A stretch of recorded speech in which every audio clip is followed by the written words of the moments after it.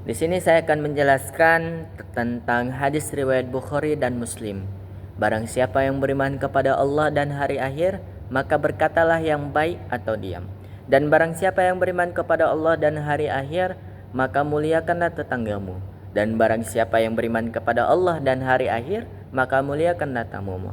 Di sini kita akan mengupas dari hadis di atas. Yang pertama, berbicara dengan baik. Islam mengajarkan kita untuk menjaga etika dalam berbicara, tidak berkata yang negatif dan berbicara yang positif. Perkataan yang negatif dapat menyinggung perasaan orang lain dan juga bisa memutus tali silaturahmi antar sesama, memunculkan fitnah, kebohongan, dan juga dapat memecah kebangsaan kita. Yang kedua, barang siapa yang beriman kepada Allah dan hari akhir, maka menghormati tetangganya. Dan Islam sangat menganjurkan untuk memuliakan tetangganya, memiliki hak-hak tertentu seperti ketika tetangga kita sedang kesusahan, kita harus membantunya dengan cara kita memberi sebagian rizki yang kita miliki. Selain itu, ada sebuah hadis yang mengatakan atau pepatah Arab yang mengatakan musik yang paling haram dalam agama Islam adalah ketika piring dan sendok bersatu.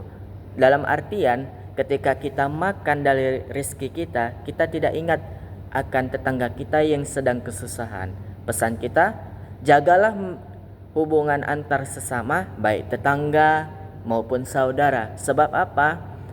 Itu juga akan saling membantu ketika kamu lagi kesusahan. Yang ketiga, barang siapa yang beriman kepada Allah dan hari akhir, maka hendaklah memuliakan tamumu. Memuliakan tamu adalah salah satu untuk penghormatan dalam agama Islam.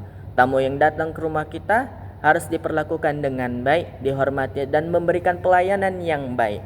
Pesannya, seorang muslim yang baik akan memperlakukan tamunya dengan ramah dan dermawan serta menjaga kehormatan mereka. Walaupun dia datangnya dari jauh, namun kita tetap wajib untuk membantunya dan memuliakan tamu kita.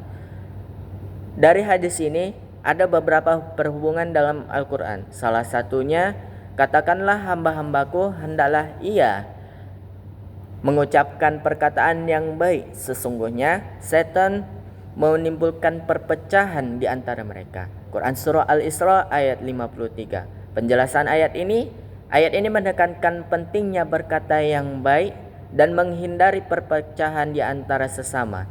Yang kedua, menghormati tetangga. Allah Subhanahu wa taala berfirman, dan berbuat baiklah kepada kedua orang tua, kerabat, anak-anak yatim, orang-orang miskin, tetangga yang dekat, tetangga yang jauh, teman sejawat, ibnu sabil, dan hamba sahaya kalian. Dalam Quran Surah An-Nisa ayat 36. Penjelasan ayat ini menjelaskan tentang kewajiban kita untuk berbuat baik kepada tetangga, baik yang dekat maupun yang jauh, serta menghormati tetangga kita walaupun dia sering mencaci kita. Yang ketiga, memuliakan tetamu. Allah Subhanahu wa taala juga berfirman dalam Quran Surah An-Nisa ayat 86, dan apabila kamu disambut dengan suatu salam, maka balaslah dengan lebih baik atau dengan salam yang serupa. Sesungguhnya Allah memperhitungkan segala sesuatu. Penjelasan dalam ayat ini mengajarkan kita untuk muliakan tamu dengan memberikan salam yang baik walaupun membalasnya yang lebih baik juga. Walaupun ayat ini berbicara tentang salam, prinsip ini berlaku juga untuk memuliakan tetamu.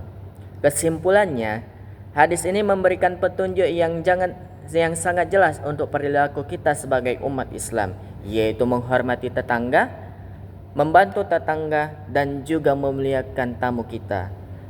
Dengan kita menjaga lisan kita kepada tetangga, maka Allah akan mencatat semua kebaikan kita yang kita perbuat baik di dunia maupun di akhirat.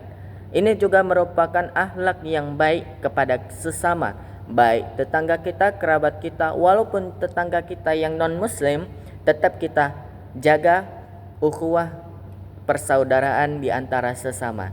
Mungkin itu aja yang dapat saya sampaikan. Mohon maaf bila ada kesalahan dalam penafsiran hadis dan ayat Al-Quran. Wabillahi taufiq wal hidayah, wallahu muwafiq ila aqwamit thoriq. Wassalamualaikum warahmatullahi wabarakatuh.